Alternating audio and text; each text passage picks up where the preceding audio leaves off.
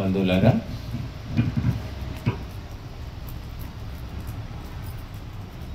ఈరోజు మరి 3 రోజుల కార్యక్రమాన్ని పూర్ణాహుతి ముగించుకున్నాం. 3 నాళ్ళ ముచ్చట అంటూ ఉంటారు.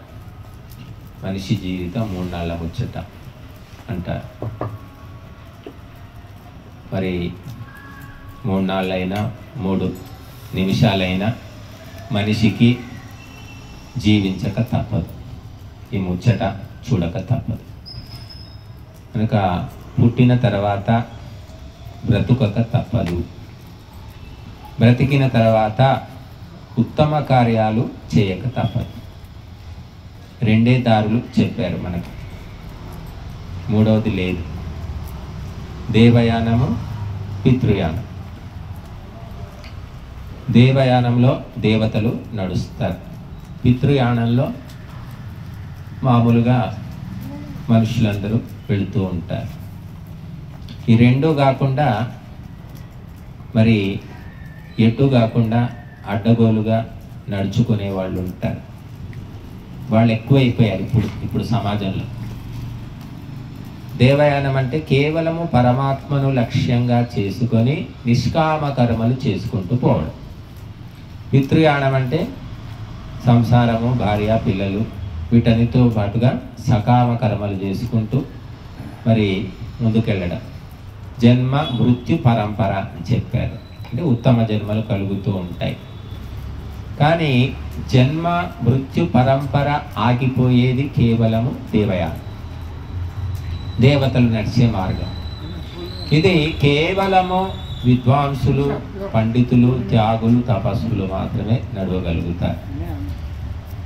ఇక ఈ రెండు కాకుండా అటు నిష్కామ కర్మలు చేయడం లేదు, సకామ కర్మలు చేయడం లేదు. కేవలము భోగ విలాసాల్లో తేలిపోతూ ఉన్నారు ఈనాడు మనుషులు. కాబట్టి ఈ 2 మార్గాల్లో పోకుండా ఉభయ భ్రష్టులు అంటారు. అటు వాళ్లకు ఉత్తమ జన్మలు ఉండవు, ఉత్తమ గతులు ఉండవు. అటు స్వర్గము ఉండదు, ఇటు మోక్షము ఉండదు. 2 కాకుండా క్రిమి కీటకాది జన్మలు పొందుతూ ఉంటారట ఈ 2 కాని వాళ్ళు. కాబట్టి మరి మనము దేవయానంలో నుండి పితృయానంలో నుండి దేవయానంలోకి వెళ్ళే ప్రయత్నం చేసుకోవాలి. మనము ఒక మంత్రము ఆహుతి ఇచ్చాం మనం. ధాత దధాతు నో రయిం ఈశానో జగతస్పతి. ఈ మంత్రం ఏం చెప్తుంది మనకు అంటే జగతస్పతి అంటే ఈ మొత్తము జగత్తును రక్షించేవాడు పరమాత్మ. అతను ఎవరు అంటే ఈశానః అంటే ఈశా అంటే ఐశ్వర్యం అని అర్థం. ఐశ్వర్యము కలవాడు ఈశ్వరుడు. ఈ ప్రపంచం అంతా నడిపిస్తున్నాడంటే దరిద్రుడైతే నడపలేడు, ధనవంతుడైతే నడుపుతాడు. కుటుంబం నడపాలన్నా కూడా డబ్బు కావాలి. కనుక భగవంతుని దగ్గర అష్టైశ్వర్యాలు ఉన్నాయి. కాబట్టి ఈశానుడు అని పేరు, ఐశ్వర్యవంతుడు. ఎవరికి ఎప్పుడు ఎక్కడ ఎలా ఇవ్వాలో లెక్క ప్రకారం అన్నీ ఇస్తూ ఉన్నాడు.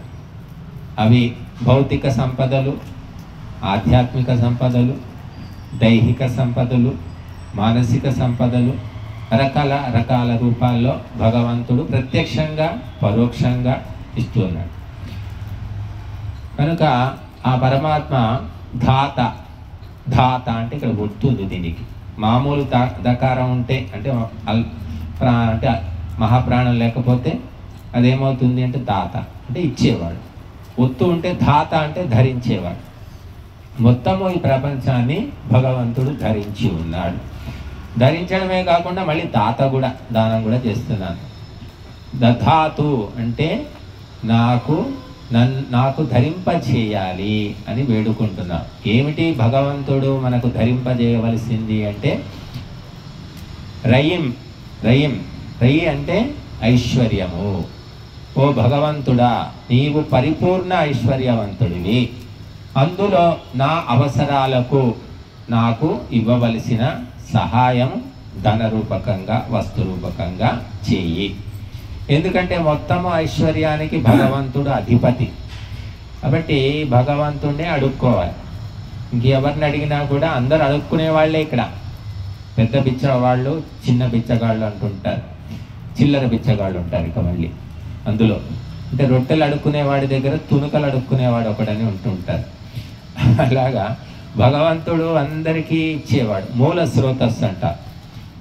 ఈ భూమి మీద ఉన్న చెరువులు, కుంటలు, బావులు, కాలువలు, నదులు, సరోవరాలు, ఇవన్నిట్లో నీళ్ళు వస్తున్నాయి. ఎక్కడి నుంచి వస్తున్నాయంటే వర్షము ద్వారా వస్తున్నాయి. వర్షం ఎలా వస్తుంది? మేఘము ద్వారా. మేఘాలు ఎక్కడ తయారవుతున్నాయంటే సముద్రపు నీరు మేఘాలుగా మారి ఆ మేఘాలు అంతటా సంచరించి వర్షము ద్వారా అన్నిటినీ పూర్తి చేస్తున్నాయి, నింపుతున్నాయి. అంటే నీటికి మూల స్రోతస్సు ఏమిటి అంటే సముద్రం. అలాగా ఈ ఐశ్వర్యము హెచ్చు తగ్గులుగా లోకంలో కనిపిస్తుంది. కొంతమంది దగ్గర కోట్లు ఉన్నాయి, కొందరి దగ్గర ఏమీ లేదు, కొందరి దగ్గర అరకొరగా ఉన్నాయి. ఈ మొత్తం ఐశ్వర్యము పరిపూర్ణంగా ఎక్కడుంది అంటే భగవంతుని దగ్గర ఉంది. ఏదైతే హెచ్చు తగ్గులుగా కనబడుతుందో ఆ వస్తువు ఒక చోట పరిపూర్ణంగా ఉంటుంది. నీళ్లు హెచ్చు తగ్గులుగా చూస్తున్నాం, సముద్రంలో పరిపూర్ణంగా ఉంది. అలాగా మరి భగవంతుడు దగ్గర ఐశ్వర్యము పరిపూర్ణంగా ఉంది. ఆ ఐశ్వర్యము ఎప్పటికీ తగ్గేది కాదు, తగ్గుదల అనేది లేదు. ఎందుకంటే జీవులకు ఉన్నటువంటి ఐశ్వర్యం అది జీవులు పొందిన తర్వాత వాడుకొని వదిలిపెట్టవలసిందే. జీవులు తమ వెంట తీసుకొని వెళ్ళలేవు. కాబట్టి హోటల్కు ఎంతమంది పోయినా, రైలు ఎంతమంది ఎక్కినా రైలుకు నష్టం లేదు, హోటల్కు నష్టం లేదు. ఎందుకంటే హోటల్లో వాడుకొని వస్తువులన్నీ అక్కడ పెట్టేసి రావాలి, వెంట తీసుకుపోవడానికి వీల్లేదు. అలాగే రైలు ఎక్కితే రైల్లో ఉన్న సీట్లు కానివ్వండి, కప్పుకోవడానికి దుప్పట్లు కూడా ఇస్తారనుకుంటా. ఏమ్మా, దూర ప్రయాణం అయితే రైలు వాడు దుప్పట్లు కూడా ఇస్తాడు. అవన్నీ కూడా మనం తీసుకుపోవడానికి వీల్లేదు, అక్కడే వదిలిపెట్టాలి. కాబట్టి ఎంతమంది ఎక్కినా రైల్లో సీట్లు ఉంటాయి, మళ్ళీ బట్టలు ఉంటాయి, కప్పుకునే బట్టలు. అలాగా భగవంతుడు ఎంతోమందికి ఐశ్వర్యాలు ఇస్తూ ఉన్నాడు. కానీ అందరూ కూడా బ్రతికి ఉన్నన్ని రోజులు అనుభవించి వదిలేసుకొని పోవలసిందే, వెంట ఎవరు తీసుకుపోవడానికి వీల్లేదు. కనుక మరి అందుకని భగవంతుని ఐశ్వర్యం ఎప్పటికీ తగ్గదు. చూడండి, ఎండాకాలం వచ్చిందంటే మేఘాలు తయారవుతాయి, సముద్రం నీరు ఆవిరైపోయి మేఘాలు అవుతాయి.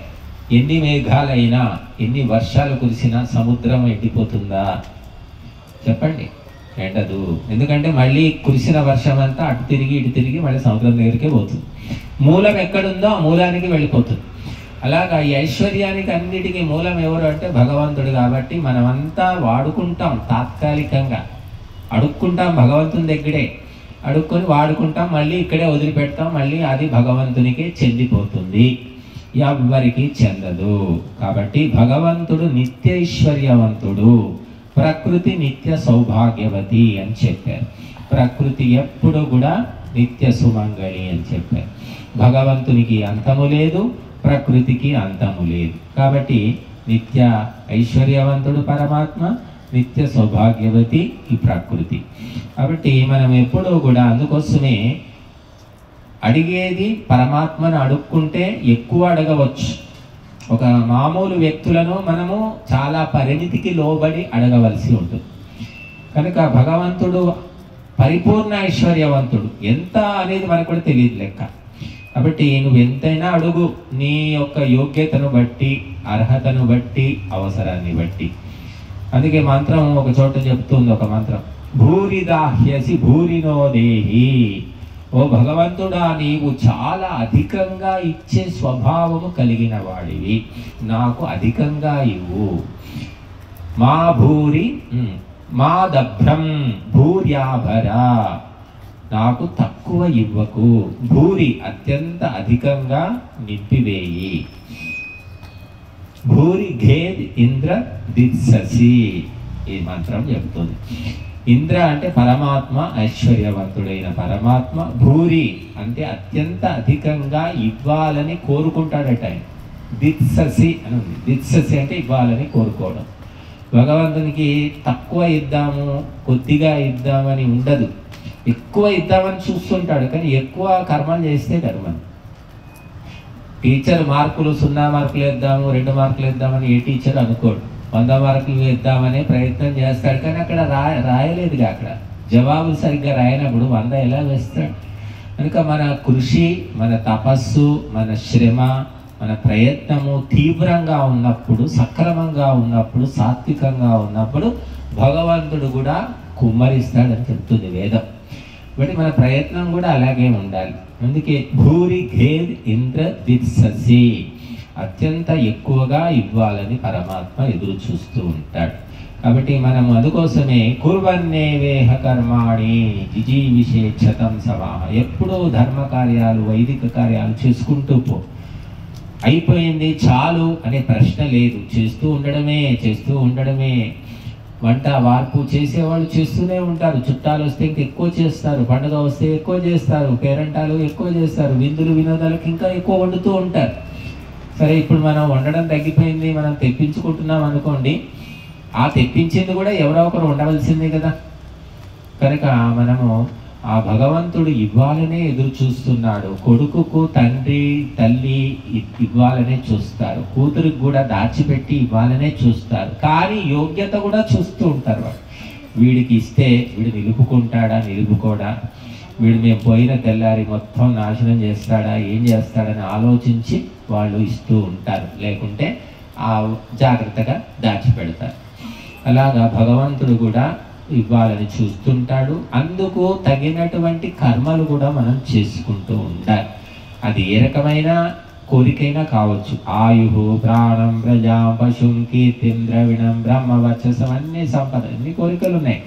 ఏది కోరుకున్నా సరే బతకాలి, 100 ఏళ్ళు బతకాలి, 200 ఏళ్ళు బతకాలి, 300 ఏళ్ళు బతకాలి, కోరికలు కోరుతున్నావు. మరి బతికేందుకు అర్హత నీకుందా? నిన్ను బతకాలని ఎంతమంది కోరుకుంటున్నారు?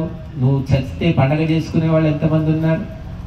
కనుక బతకాలి అనుకుంటే సరిపోదు, అందుకు తగిన యోగ్యతను కూడా పెంచుకోవాలి. ఆహార నియమాలు, ఆరోగ్య సూత్రాలు పాటించాలి. సత్కార్యాలు చేస్తూ ఉంటే ప్రజలు కూడా కోరుకుంటారు, బతకాలని కోరుకుంటారు. కనుక మనం ఒక్కరం కోరుకుంటే సరిపోదు, కోరికకు తగినట్టుగా కర్మలు కూడా చేయాలని చెప్పారు.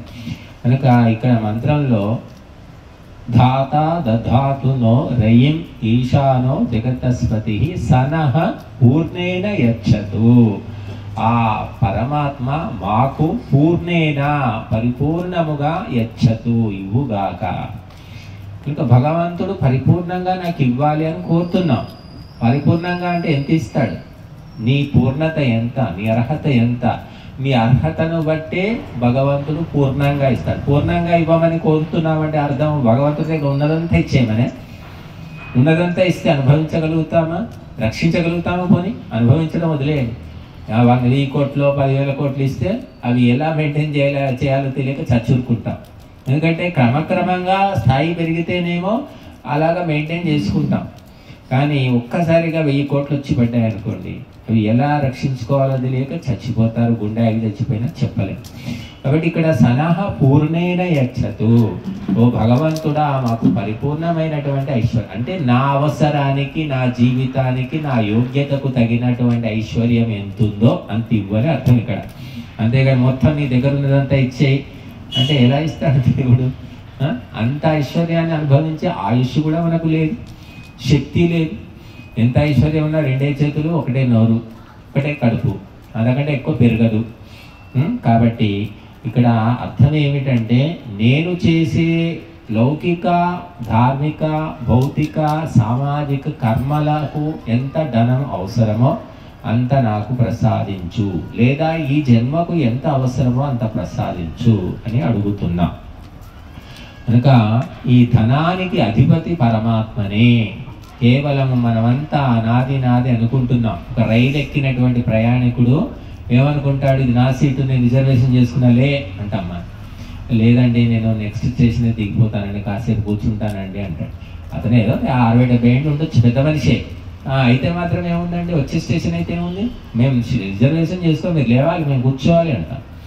అంటే పెద్ద మనిషి కదా, నేను పెద్ద మనిషిని కాస్త కాళ్ళు నొప్పులుగా ఉన్నాయి కూర్చుంటానంటే ఇప్పుడు నువ్వు రిజర్వేషన్ చేసుకోవాల్సింది, ఎందుకు చేసుకోలేదు, నేనే కూర్చుంటా నాది అంట. అంటే ఆ సీటు మనది కానే కాదు, కాకపోతే కాసేపు మనం డబ్బులు చెల్లించి తీసుకున్నాం. జీవితం కూడా అంతే, మనం ఏదో ఎప్పటికీ మనం ఉంటాము, ఇది ఎప్పటికీ నాదే అనుకుంటున్నాం. ఇప్పుడు ఈ చెంబు నా దగ్గర ఉంది, ఇది నాదే అనుకుంటాను. నా దగ్గరికి రాకముందు ఎన్ని వందల చేతులు మారిందో ఈ చెంబు మనకు తెలియదు, నా దగ్గరకు వచ్చేసరికి నాది అనుకుంటున్నాం. అలాగే తాత్కాలికమైన భావనలు ఇవన్నీ కూడా, అంటే సంకుచితమైన ఆలోచనలు. చిన్నపిల్లలు ఎలాగైతే తన చేతికి ఏదొచ్చినా ఇవ్వమంటే మళ్ళీ ఇవ్వరు, దాచిపెట్టుకుంటారు వాళ్ళు. అలాగా మనం కూడా అనుకుంటాం. అందుకోసమే దీన్ని ఏం చేయాలి, మన చేతికి వచ్చినటువంటి ఐశ్వర్యాన్ని లోకార్పణం చేయాలి, సమస్త జీవుల సంక్షేమానికి వినియోగించాలి అంటే అగ్నిహోత్రంలో సమర్పించాలి అని చెప్పారు. నీ పొట్టకు సమర్పిస్తేనేమో నీ ఒక్కడి పొట్ట నిండుతుంది, కానీ నీ పొట్టలో వేసుకునేటటువంటి ఆహారం తగ్గించి నువ్వు 16 ముద్దలు తింటున్నావు, అందులో 10 ముద్దలే తిని 6 ముద్దలు మిగిలించి, 6 ముద్దలు అంటే ఆ 1 పిడికిలో 2 పిడికిలు బియ్యం అనుకుందాం, ఆ బియ్యం మిగిలించి దాచిపెట్టి దాన్ని పరమాన్నం వండి అగ్నిలో ఆహుతిస్తే అది లోకానికి మొత్తానికి చేరుతుంది. అంటే నీ ఒక్కడికి కాకుండా ప్రపంచం అంతటికి మేలు జరుగుతుంది. కాబట్టి ఎవరైతే తన అవసరాలు తగ్గించుకుంటారో లేదా అత్యధికంగా సంపాదిస్తారో వాళ్ళు అగ్నికి సమర్పించడం ద్వారా సమస్త జీవులకు మేలు చేసిన వాళ్ళు అవుతారు. పరమాత్మ కూడా దాన్ని ఇష్టపడతాడు. ఎందుకంటే భగవంతుడి దగ్గర ఉన్న ఐశ్వర్యం అంతా ఎక్కడుంది అంటే ఆయన దాచి తాళం వేసి తాళం చేతులు పెట్టుకొని తిరగట్లేదు, దాచిపెట్టుకొని అందరికీ అందుబాటులో ఉంది భగవంతుని ఐశ్వర్యం. కానీ అందరూ ఎంత అనుభవించాలో అంతే అనుభవిస్తారు, అంతకంటే ఎక్కువ మనము కింద మీద పడినా అనుభవించలేము. మిఠాయి దుకాణం అప్పచెప్పితే మిఠాయి మొత్తం తినేస్తాము ఒక పూటలో, ఎవరు తింటే ఒక పూట కాదు, 4 రోజులు కాదు, ఒక 4 రోజులకే మొహం ఎత్తిపోతుంది, అసలు తినలేము. ఇంకా అందరికి పంచి పెట్టనన్నా పంచి పెట్టాలి, అమ్మనైనా అమ్మేసేయాలి, ఈ రకంగా ఉంటుంది. కాబట్టి మనిషి ఐశ్వర్యం కావాలి కావాలి అనుకుంటాం. ఎంతో పెరిగిపోయిన తర్వాత ఏం చేస్తారు మీరు చూడండి, వారెన్ బఫెట్, వాడు మ్యాక్స్ములర్ కాదు, రాక్ ఫెల్లర్, తర్వాత మన టాటాలు, బిర్లాలు, వీళ్ళంతా ఏం చేస్తున్నారు, కోట్లు ఉన్నాయి, ట్రస్టులు పెట్టారు, దానం చేస్తున్నారు, ధర్మం చేస్తున్నారు, ఏవో కొన్ని ధర్మకార్యాలు చేస్తున్నారు కదా, ఏమి చేయకుండా ఉండలేదు. విద్వాంసులు కూడా విశేషమైన జ్ఞానం వచ్చింది, విశేషమైన పాండిత్యం వచ్చింది, ఏం చేసుకుంటాడు, అద్దం ముందు కూర్చొని తన ఉపన్యాసం తనే చెప్పుకొని మర్చిపోతాడు, అందరికీ పంచి పెడతాడు, అందరికీ తెలియజేస్తాడు, తద్వారా ఉపకారం జరుగుతుంది. అలాగే ఐశ్వర్యం కూడా మనకు పెరిగిన కొద్దీ అందులో మనము తీసి ఇతర జీవులకు, ఇతర మానవులకు దాన్ని సమర్పించాలి. అందుకే ఒక మంచి కంఠం ఇచ్చాడు భగవంతుడు. మంచి పాటలు పాడుతున్నావు అనుకో, ఆ పాట పాడే వ్యక్తి ఇంట్లో రూములు తలుపులు పెట్టుకొని పాట పాడుకోడు, 100 మంది ముందు పాడితే 100 మంది సంతోషిస్తారు. ఎందుకంటే నీకు గొంతు భగవంతుడు ఇచ్చాడంటే దాన్ని కేవలం దాచిపెట్టుకోవడానికి కాదు, నలుగురి మనస్సును ప్రసన్నం చేయడానికి. కాబట్టి ఐశ్వర్యము పెరిగిన కొద్దీ కూడా మనిషి లోపల ఉదార బుద్ధి, దాన బుద్ధి అనేది పెరగాలి. దాన్ని లోకోపకారం కోసము, ధర్మకార్యాల కోసం ఖర్చు చేస్తే అతడు ముందుకు వెళతాడు, ఆత్మోన్నతిని సాధిస్తాడు. కనుక భగవంతుని మనము, ఓ భగవంతుడా మాకు పూర్ణేన యచ్చతు అంటున్నాం, పూర్ణముతో మాకు దానము చేయి. కాబట్టి మేము ఎంత ధనాన్ని పొందితే పరిపూర్ణమవుతామో, తృప్తులమవుతామో, ఇంకా చాలు బాబోయ్ అంటామో అంత మాకివ్వు, అంతకంటే ఎక్కువ ఇస్తే కూడా మేము నిలుపుకోవడం కష్టము. కాబట్టి అని అక్కడ మంత్రానికి అర్థం మనం తీసుకోవాలి. కనుక ఈ జగతస్పతి ఈశానః ధాత అని 3 విశేషణాలు ఈ మంత్రంలో భగవంతుని గురించి ఉన్నాయి. ఇంకా సర్వము ధరించేవాడు ధాత, తర్వాత ఈశానుడు అంటే ఐశ్వర్యవంతుడు, మళ్ళీ జగతస్పతి అంటే జగత్ అంటే స్థావరము జంగమము, జడము చేతనం, సజీవము నిర్జీవము, దీన్ని జగత్ అంటారు. జగత్ అంటే ఒకటే కాదది, ఒక సజీవమే లేదు, నిర్జీవం కూడా ఉంది, 2 కలిసి ఉన్నాయి. దీన్ని పతి అంటే పాలకుడు, రక్షకుడు, పరమాత్మ. కాబట్టి ఈ ప్రపంచ భారాన్ని మోస్తున్నటువంటి విశ్వపతి పరమాత్మ. ఈ సత్యము తెలుసుకొని మనము చిల్లర వ్యక్తులను ఆశించకుండా, అడగకుండా మానవ ప్రయత్నం చేస్తూ భగవంతుని ప్రార్థించుకోవాలని చెప్పారు. అప్పుడు మరి ప్రయత్నము చేసి పరమాత్మను ప్రార్థిస్తే పరమాత్మ అనుగ్రహిస్తాడు. ప్రయత్నం చేయకుండా ప్రార్థిస్తే ఎలా? మనము మన కడుపు మన ముందుకు అన్నం వచ్చింది, పళ్ళెం నిండా తినుబండారాలు ఉన్నాయి, మనం చేత్తో కలిపి తిని నోట్లో తినాలి, నోట్లో అన్నం ముద్ద పెట్టుకోవాలి. అది ప్రయత్నం చేయకుండా మన పొట్ట ముందుకు వచ్చినటువంటి అన్నాన్ని మనము అన్నము నా కడుపులోకి వెళ్ళిపో అంటే పోతుందా? పోదు కదా. ప్రయత్నం అనేది చేయాలి. అలాగా ప్రతి విషయంలో కూడా మానవ ప్రయత్నం అవసరము, దైవ సహాయం కూడా అవసరం. అందరూ అనుకుంటారు మానవ ప్రయత్నం చేస్తే అయిపోతుంది అనుకుంటారు. మనకంటే తెలివైన వాళ్ళు ఎంతో మంది తిప్పలు పడుతున్నారు. వాళ్ళకు డబ్బు రావట్లేదు, నష్టం వస్తుంది, వ్యాపారంలో కోల్పోతున్నారు, మరి రకరకాల నష్టాలు పొందుతున్నారు, ఎంతో తెలివి ఉన్నవాళ్ళు. కాబట్టి కేవలము తన తెలివి సరిపోదు, దైవ సహాయం కూడా అవసరం. దైవ సహాయం కోసము దైవ కార్యాలు చేయాలి. దైవ కార్యాలు చేయకుండా కేవలము మనిషి తన సొంత తెలివితేటల మీద, ప్రయత్నం మీద ఆధారపడితే అది ఎన్నో రోజులు నడవదు. ఎన్నో వంశాలు, ఎన్నో సామ్రాజ్యాలు కుప్పగూలిపోయాయి. ఎంతో ధైర్యవంతులు, శక్తివంతులు, వీరులు, శూరులు మట్టి గడిచిపోయారు. కాబట్టి కాలము అనుకూలంగా లేకపోతే, దైవం అనుకూలంగా లేకపోతే ఎంతటి మహాపురుషులైనా మట్టి కరవక తప్పదు. కాబట్టి మనము మానవ ప్రయత్నము, దైవ సహాయం రెండిటిని తీసుకొని ముందుకు నడవాలి. కనుక ఇక్కడ మనము భగవంతుడా మాకు అష్టైశ్వర్యాలను ప్రసాదించు, ఉత్తమ ధనాన్ని ప్రసాదించు, పుణ్యాలక్ష్మిని ప్రసాదించు అని మనం కోరుకుంటున్నాం. ఇది మంత్రము. మరి ఈరోజు పూర్ణాహుతి చేసుకున్నాము. మనము ఈ 3 రోజుల పూర్ణాహుతి యజ్ఞ పూర్ణాహుతి జరిగింది. కానీ జీవన పూర్ణాహుతి జరగాలి అంటే, ఆత్మ పూర్ణాహుతి జరగాలంటే మోక్షం రావాలి. జీవన పూర్ణాహుతి జరగాలంటే సమస్తము కూడా దానం చేసి దైవానికి అంకితమై మరి దైవ మార్గంలో మనం వెళ్ళవలసి ఉంటుంది. కాబట్టి ఎప్పటిదాకా పరిపూర్ణమైన దానము, త్యాగము జరగదో అప్పటిదాకా జన్మల పరంపర మనల్ని వెంబడిస్తూనే ఉంటుంది. మన ఇష్టాలతో సంబంధం లేదు. ఎక్కడ పుట్టాలి, ఎలా పుట్టాలి, ఎప్పుడు పుట్టాలి అనేవన్నీ కూడా భగవంతుడు నిర్ణయించి పుట్టిస్తాడు. మన ఇష్టంతో సంబంధం ఏం లేదు. నాకు పుట్టాలని లేదు, నాకు ఈ జన్మ లాస్ట్, నేను పుట్టను అనుకుంటే కుదరదు అది. కాబట్టి మీరు డాక్టర్ దగ్గరికి వెళ్ళి నాకు ఇంజక్షన్ ఇవ్వద్దు, నాకు ఆపరేషన్ చేయొద్దు అంటే ఈ రోగాన్ని బట్టి ఇంజక్షన్ ఇస్తాడా, ఆపరేషన్ చేస్తాడా, ట్యాబ్లెట్లు ఇస్తాడా, ఏం చేస్తాడో తెలియదు. కాబట్టి మనం అందుకోసమే ఈ ఉత్తమ జన్మలు పొందుతూ క్రమక్రమంగా మోక్షాన్ని పొందాలి. ఒక్కసారిగా మోక్షం రావడం కష్టం. కాబట్టి క్రమక్రమంగా ఉత్తమ గతులు పొందడానికి ఉత్తమ కార్యాలు చేసుకుంటూ ఉండాలి. కాబట్టి మనం ఈరోజు ఇక్కడ మనం కామ్యకర్మలు చేశాము. మరి కామ్యకర్మ వల్ల కూడా సుఖము లభిస్తుంది, పుణ్యము లభిస్తుంది.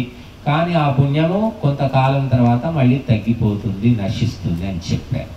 కాబట్టి మనము క్రమక్రమంగా కామ్యకర్మలను తగ్గించుకుంటూ నిష్కామ కర్మలను చేసుకునే విధానం వెళ్ళాలి. అప్పుడే మానవ జన్మకు చరితార్థము, పరమార్థము ఉంటుంది. ఓం శాంతి.